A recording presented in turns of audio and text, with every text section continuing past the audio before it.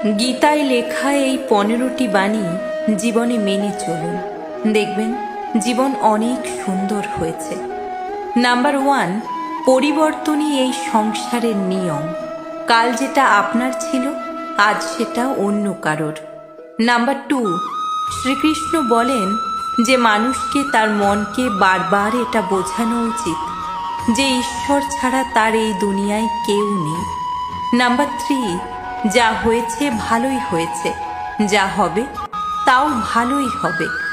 Number 4, অহংকার থাকলে অনুশাসন, বংশ এবং বৈভব তিনটিই ধ্বংস হয়ে যায়। নাম্বার 5, জীবনে আপনি যত কঠিন পরিস্থিতির মধ্য দিয়েই যান না কেন, নিজের পরিবারের সঙ্গ কখনোই ত্যাগ করবেন না। নাম্বার 6, জীবনের সব কিছু শেষ হয়ে যাওয়া বলে কিছু হয় না। সব শেষ হওয়ার সাথে সর্বদা একটা নতুন শুরুর ইঙ্গিত থাকে। নাম্বার 7, সুখ দুঃখের আসা যাওয়া জীবনের শীত গ্রীষ্মের আসা যাওয়ার মতোই, এজন্য এটা সহ্য করতে শেখাটাই উচিত হবে।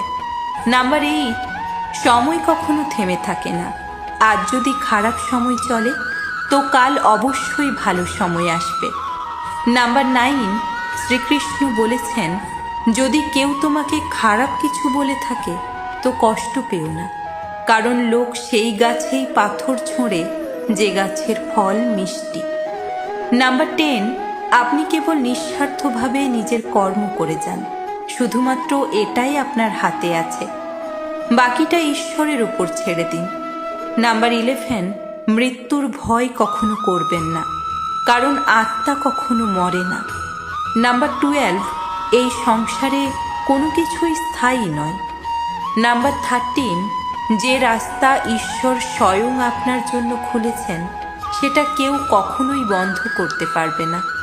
নাম্বার 14, চুপ থাকা হলো সব থেকে ভালো উত্তর সেই ব্যক্তির জন্য যে আপনার শব্দকে গুরুত্ব দেয় না। নাম্বার 15, মানুষ যতই ফর্সা হোক না কেন, তার ছায়া কিন্তু সবসময় কালোই হয়। সকলে ভালো থাকবেন, সুস্থ থাকবেন, আর একসাথে বলুন রাধে রাধে, রাধে রাধে।